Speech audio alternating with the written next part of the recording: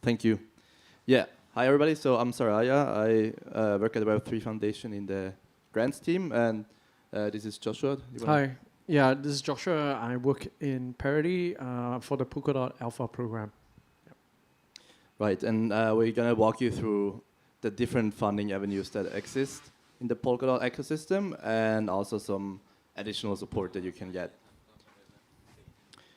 So I'm gonna walk you through the Decentralized Futures Program, Grants Program, Treasury, Pioneers Prize, and the Parity specific Grants Program.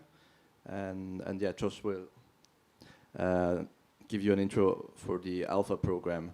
So first, the Decentralized Futures Program, it's a program with significant funding capacity. So it's 20 millions in fiat and 5 millions in DOT. So currently that's like 55. Oh, this is not good. Delay. Yeah, please do not reboot now. Right. Wait, can I make this gone? Sorry for that. Okay. Right. So in total, we're looking at like a bit over 70 million at the current valuation or token price of DOT. It's temporary, and the goal is to kickstart initiatives that have a sustainable business model. So either this can be tokenomics or a more traditional business model, or it can also be funding that is financed through the treasury in the long term if it's something that is of wider interest for the community. That's also an option. This program is managed and financed by the Web3 Foundation. And we started accepting applicants in November last year. So yeah, we're kind of halfway through. It's still open until the end of June this year. So if you want to apply for this, you still have a couple of months. And the decision period is kind of overlapping. So we already started, or that not we, but the committee already has started accepting some applications, and this runs out a month after, so by, I guess, August this year, all the projects will have some feedback. And then the delivery and review period recently has started as well.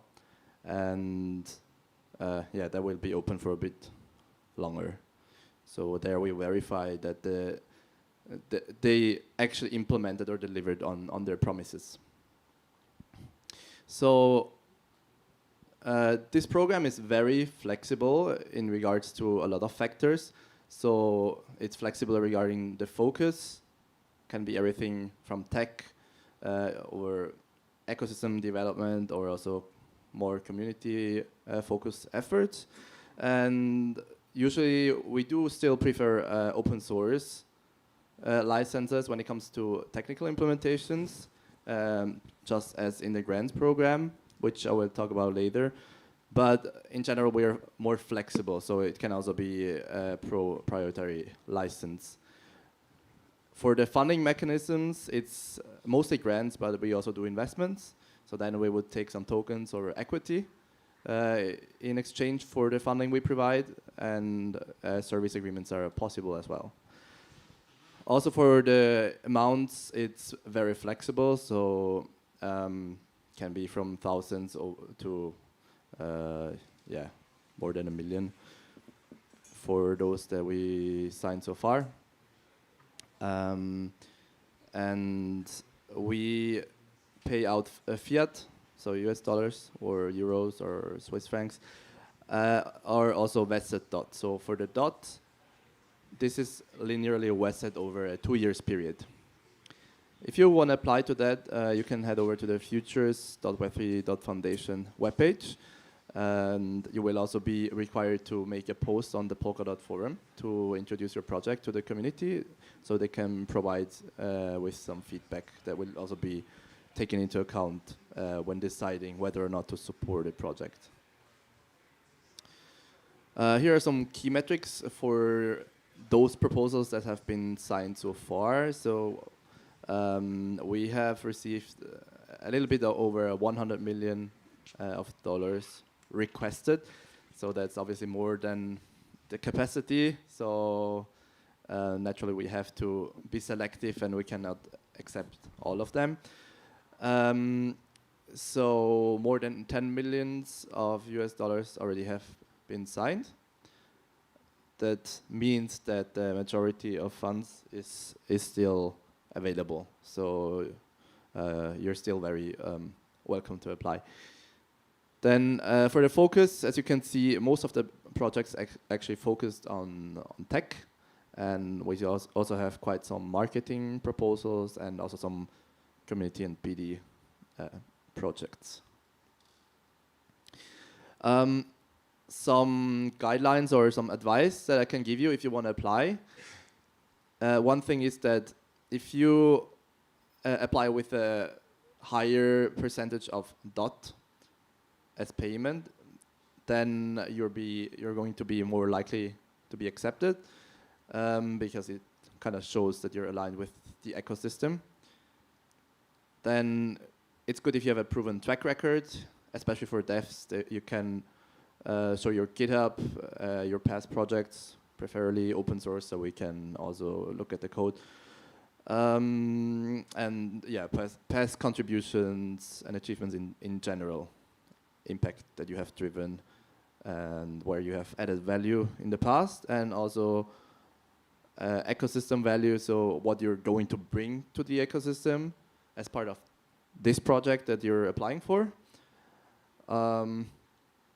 So yeah, as I mentioned earlier, you have to do this forum post, so this will be taken into account, but also things like partnerships or value proposition and other kind of feedback maybe on X. Yeah, that can help to prove that you bring a high value to the ecosystem.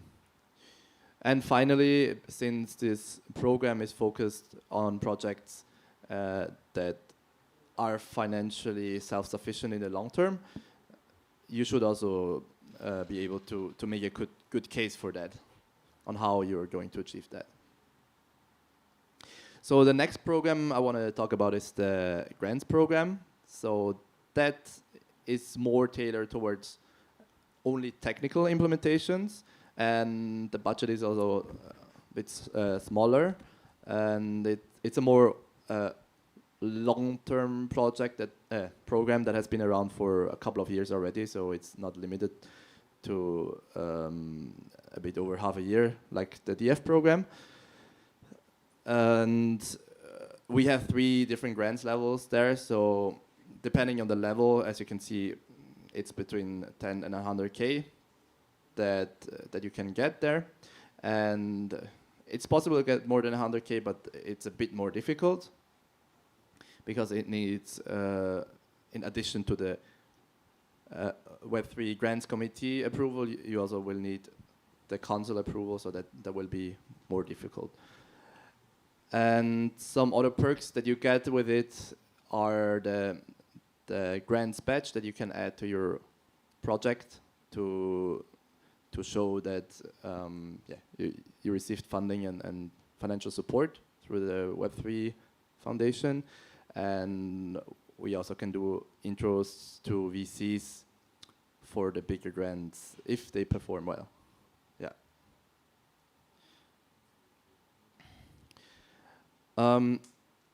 So here's a quick overview.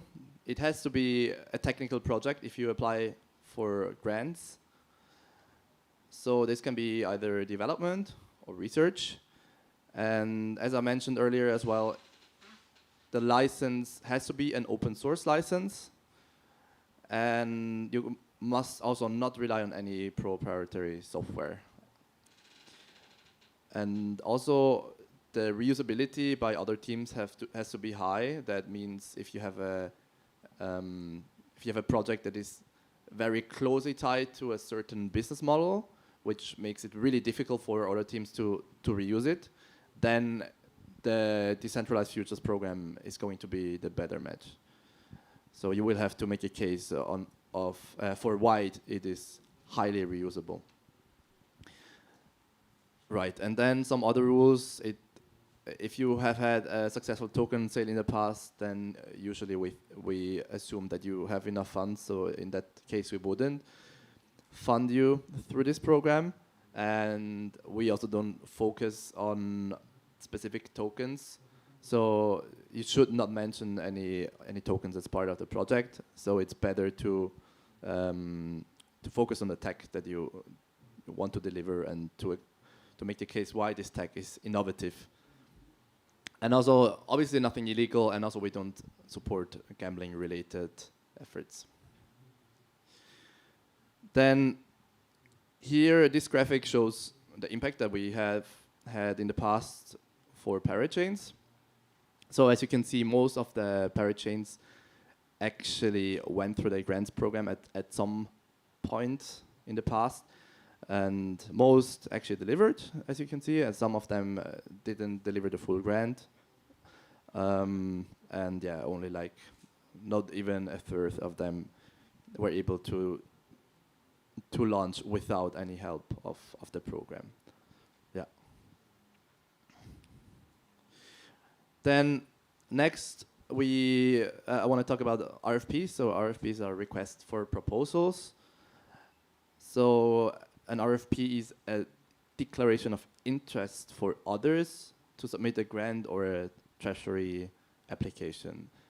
So what that means is that somebody is interested in seeing something developed, so some piece that is missing in the ecosystem, some library or some module, and then this person or organization can add this RFP. But yeah, to be honest, most of them are actually added by our team, so by the grants team.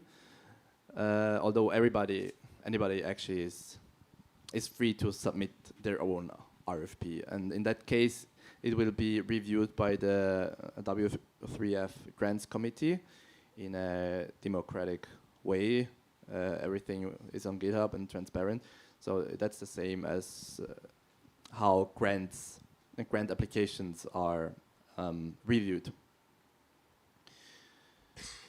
If you want to build something and you're not sure if it maybe already exists, or maybe you have some dependency and you don't know where to find this information, then you can head to the open source stack. So that's part of the Polkadot wiki, and there you will find an updated list of over 300 projects, technical projects, and yeah, you can find all kind of categories like wallets or UIs, toolings, smart contracts, or substrate, pellets, host implementations, CK stuff, yeah, a lot of things. Then another source of funding is the treasury. That's the most significant one. So I just updated this number before the presentation. The capacity is actually right now at 427 million US, but it's denominated in DOT. Although on top of that, there are some stablecoin allocations as well. So that's for the Polkadot treasury, and for the Kusama treasury, it's around 60 million in KSM. So as far as I know, that's the biggest DAO. So on the treasury, you can submit proposals to upgrade the runtime, but also to upgrade some, to change some variables, like staking parameters, for example. But you can also submit spending proposals, so to get money for some kind of efforts that you deliver to the ecosystem. And the decision process is completely up to the community. So whoever has the token, either DOT or KSM, will be able to vote. So we, as the Web3 Foundation, we don't have any influence on that. We also recently launched the Decentralized Voices program, where we allocate the voting power of of our tokens to the community to drive higher impact. So then we also have tailored bounty programs. So those those have specialized curator groups that govern them. So you can apply for specific bounties, like for an event, or also there are technical bounties as well. And the way that the treasury is funded is by a portion of the staking rewards. And yeah, I just found this tweet funny or like interesting. What is the number? So during a few days, more than or around 340,000 DOT flew into the treasury. So that's a lot of money. Yeah, at that time there was during the inscription craze, I think in December last year. Yeah, so that kind of shows that it's a very efficient way to fund the ecosystem through a self-perpetuating kind of system. Yeah. Right, then some advice if you want to submit a treasury proposal. So you should always focus on how you're going to benefit the ecosystem, and you should have a clear problem statement, and you should explain the goals that you have in a way that it's comprehensive to the readers and the voters. And also you should have detailed milestones and budgets, so similar to what you should have for the other programs as well, actually. Okay, then another program that we have is the Pioneers Prize. So this is actually a bounty itself. The pool size is 1 million DOT, so that's like, yeah, 11 million US currently. And the current areas are CK, so zero knowledge innovations, and node implementation. So if you have a project that operates in this area and you're looking for funding, then this would be an option for you. Right, and then we have a lot of parachain programs as well. So whenever you build on top of some specific parachain or some specific tech stack that a parachain provides, then I would advise you to also have a look at these if that particular parachain does have a grants program. Yeah, here is a quick overview over these programs. I hope it's readable. So yeah, as you can see, we have the grants program here.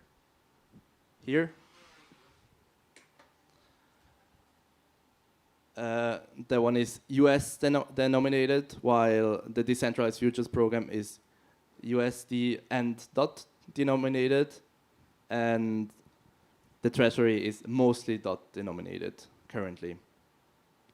And again, the grants program only focuses on technical projects, while the other two programs are more flexible.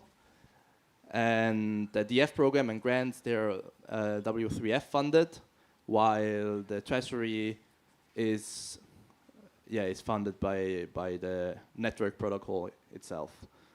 Right. Okay. So cool. Josh. So thanks, Seraya. So now that you know the whole ecosystem of funding opportunities, that's one thing, right? You get the funds, but how do you actually get building? So of course, some context here, right? So Polkadot 1.0, like just loosely call it 1.0, has been delivered, has been shipped, and we're moving into 2.0, right? What does this actually mean? So initially, when it was Polkadot 1.0, many things were unclear. How would one use parachains? How would the auctions work? How would crowd loans work? How would a lot of these things operate? So the initial program was called the Substrate Builders Program. Substrate was the older name for Polkadot SDK. It was even before Polkadot was in production. Now that's all changed, right? We are in the era where Polkadot is live, everything is well structured, everything works. We're moving into new eras of innovation, like Agile core time, where the development of a parachain isn't linear anymore. You could buy a core any other time. You don't need to wait for a linear process of an auction, seeing who wins, who loses, waiting through that period, and then get that 2-year time slot on Polkadot. So with that, innovation is going to be much faster paced and sporadic. And so the program is essentially a placeholder for all the aspiring developers and teams to get on board. And as and when you face problems, we are trying to make that path clear in the ecosystem. So yeah, feel free to scan that. But if you want to look for a Polkadot Alpha program, just Google or find this on any search engine. It's the first thing that comes up. Now for us, as we look at the development journey, it's very linear, right? You start with the tech decision, you go through some form of local prototype, and then you run it as a solo chain on a local testnet. You then try to deploy it on a form of a relay chain testnet, so be it Rococo or more upcoming Paseo, right? You go through the slot auctions, and eventually you become a parachain.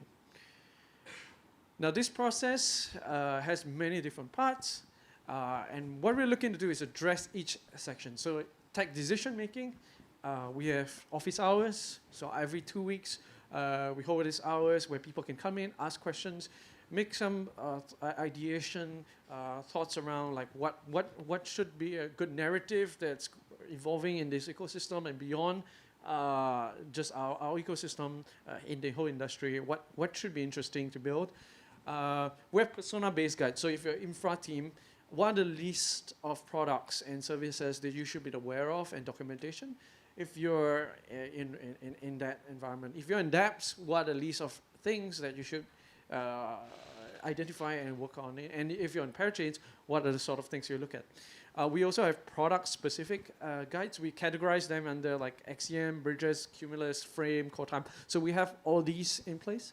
And our goal is actually not be a limiting factor for you. It shouldn't be a dependency for you to be on the program to work on these things. In fact, most of this is already available on GitHub. But it's for awareness, especially in early stages of your decision making. Even in the early stages, you probably need to frame up your roadmap, your pitch, your white paper. We have templates for these things. And then, of course, being a core part of the ecosystem, we are sort of like a node of information. So anything about research and best practices is something that we will want to reflect in the Alpha program. And then, of course, once it goes to like you have that product, you're ready, you bought core time, integration issues at Hub, Bridge Hub, partner introductions, especially to a lot of these players that will take advantage of core time. I gave some examples here. They could be very important for you looking forward and for your sustainability. So it's something that we're definitely involved. Just want to clarify, this is not a funding program. This is a development program. So you can see that how we are very complementary from a funding perspective and from a developer perspective. Yeah, that's all. We have like 1 minute left for some questions, if you have any.